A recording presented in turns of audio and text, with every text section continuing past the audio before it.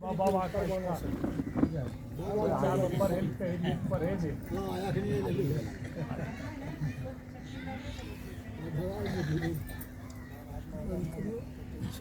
ज्ञान उदय ज्ञान घना सतगुरु शंकर नमो नमो बहुबारही सकल सुपूजन भो। मेरा मुझ में कुछ नहीं, जो कुछ है गुरु तो तेरा तुझको सौंपता क्या लगेगा। बोलिए प्रेम से श्री सद्गुरु महाराज की जय। सर्वोच्च सिंहासन पर विराजमान अखिल विश्व ब्रह्मांड के उत्पीड़न को समन करने वाले काल विराल के संहारक आवागमन को मिटाने वाले जन जन के मन मानस मराल परम पूज्यपाद संत सद्गुरु महाराज के पावन युगल चरणों में मेरा साष्टांग दंडवत प्रणाम। पावन मंच पर विराजमान सभी मान परद की प्रति मूर्ति रूप पूज्य स्वामी बरेंद्र जी महाराज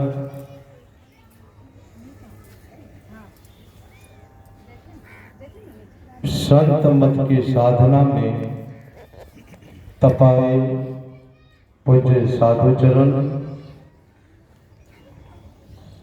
परम सम्मान्य पदाधिकारीगण इस पावन सत्संग गोष्ठी में उपस्थित परम सम्मान्य सत्संग प्रेमियों, आदरणीय माताओं एवं स्नेहमयी बहनों के चरण कमलों में मेरा कोटि सा नमन।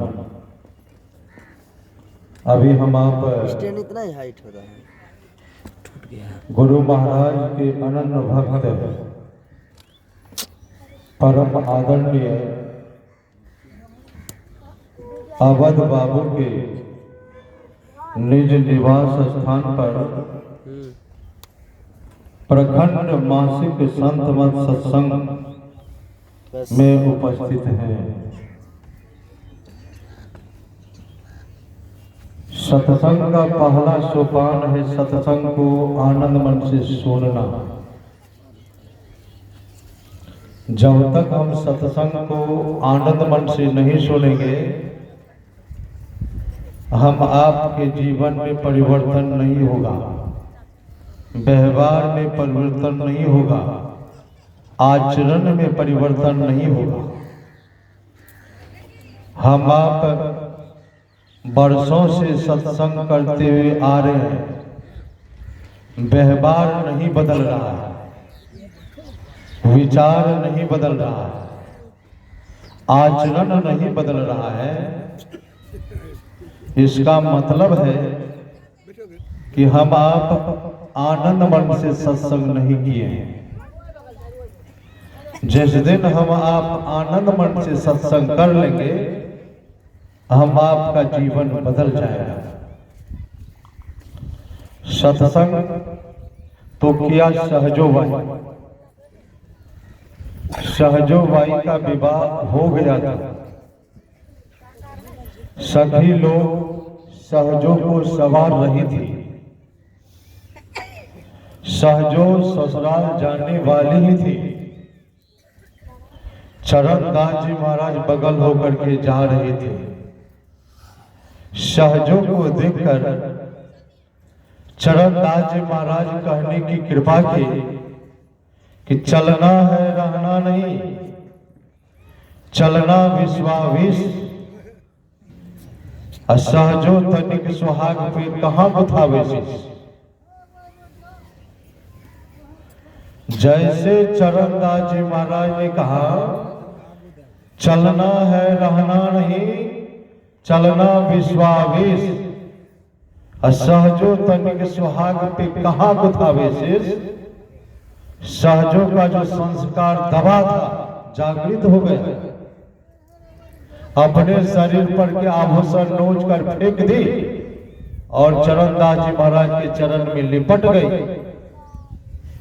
बहुत उच्च कोटि की साधिका बनी। कितना देर सत्संग किया, कितना देर सत्संग किया, मैं पूछ रहा हूं आप लोगों से।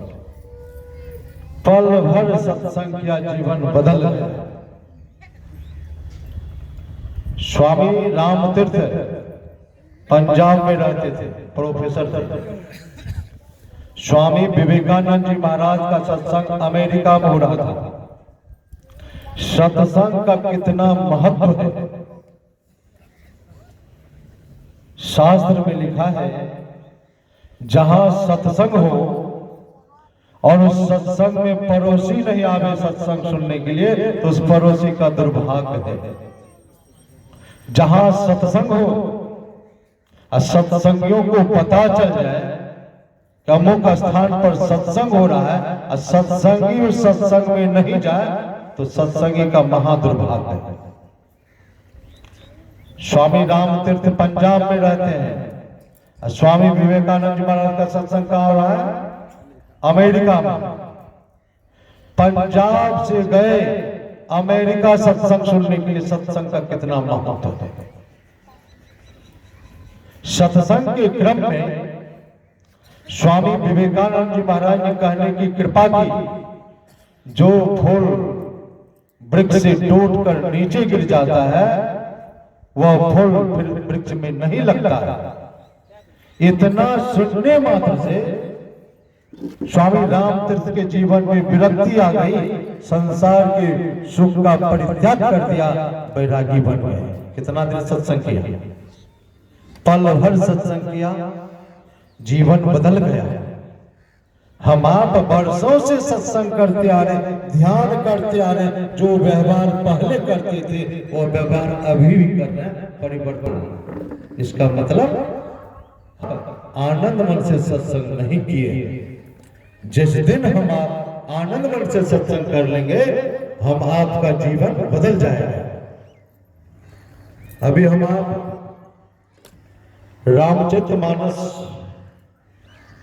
तृतीय सोपान अरण्य कांड से पाठ सुन रहे थे ना। अरण्य का अर्थ क्या होता है, मैं पूछ रहा हूं। अरण्य का अर्थ क्या होता है? अरण्य का अर्थ होता है जंगल।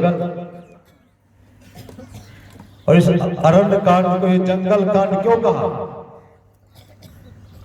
ये जो तृतीय सोपान है इसको जंगल कांड क्यों कहा है? क्योंकि भगवान अभी कहाँ है? भगवान अभी जंगल में है। और भगवान को कितने वर्षों के लिए वनवास हुआ? 14 वर्षों के लिए। किसके कारण भगवान वनवास गए? बोलिए। माता कैकेयी के कारण। यही बात गुणनिषाद लक्ष्मण से कहा कि कैकेयी ने ठीक नहीं किया तो भगवान को वन दे दे, वनवास दे दे। आप आध्यात्म रामायण पढ़ेंगे ना, तब पता चलेगा जो त्याग माता कैकेयी की है वो त्याग आज तक कोई मां नहीं कर पाई है, कोई नारी वो त्याग नहीं कर पाई है जो त्याग माता कैकेयी ने की है। जब आप आध्यात्म रामायण पढ़ेंगे तब पता चलेगा। राघव जब बच्चे थे, खेल रहे थे, खेलते खेलते राघव ने प्रथम बार मां शब्द का उच्चारण किया।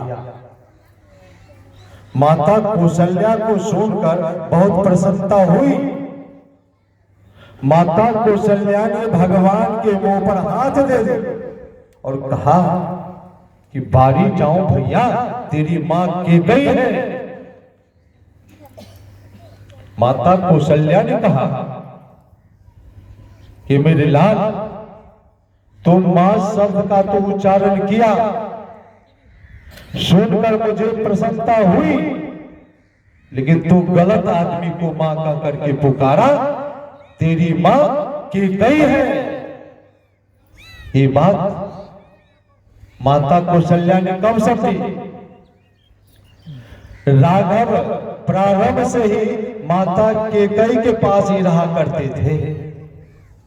ये राघव माता कौशल्या का दूध कभी नहीं पिया। किनका दूध पिया? राघव ने माता कैकेयी का ही दूध पिया है, माता कौशल्या का दूध नहीं पिया। प्रारंभ से ही राघव माता कैकेयी के पास ही रहा करते थे। माता कौशल्या के मन में हुआ, जिस राम की छवि देखने के लिए दुनिया के लोग तरसते हैं, आज मैं भी तरस रही हूं। माता कौशल्या सीधे चली गई माता कैकेयी के भवन। राघव का हाथ पकड़ लिया और राघव से कहा कि मेरे लाल, आज चल तो मेरे भवन, मेरे पास आज तू सोना।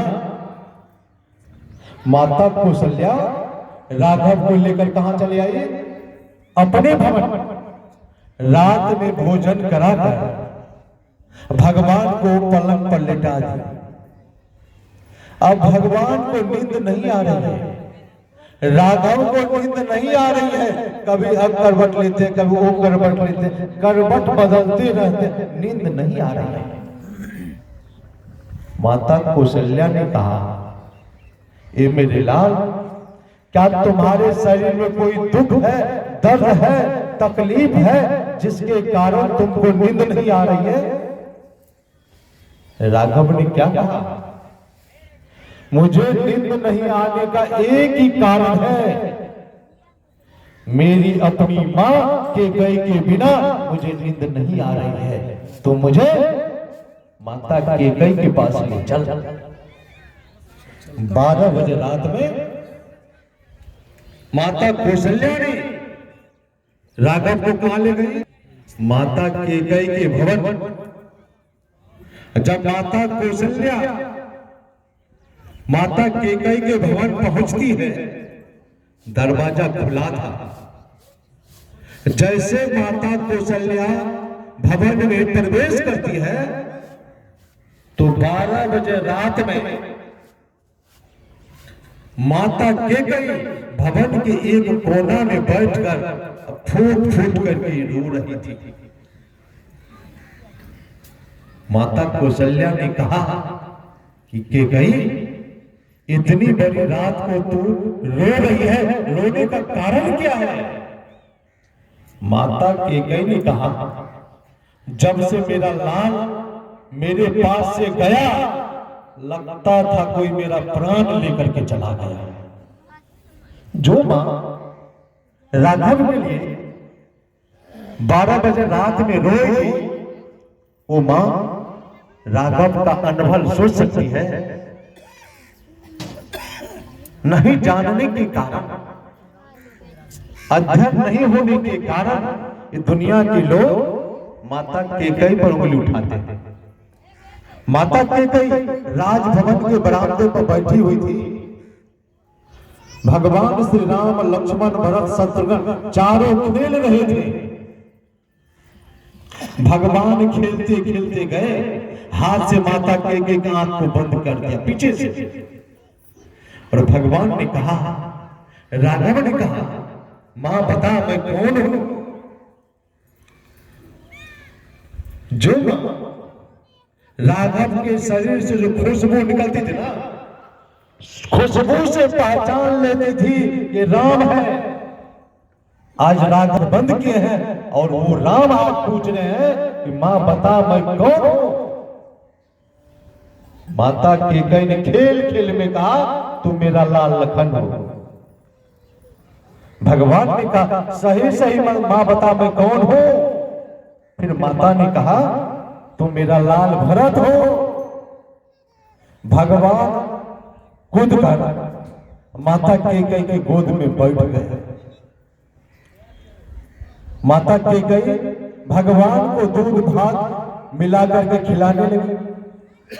एक ग्रास खिलाती है, दूसरा ग्रास खिलाती है, तीसरा ग्रास खिलाने ही वाली थी, भगवान ने हाथ पकड़ लिया। भगवान ने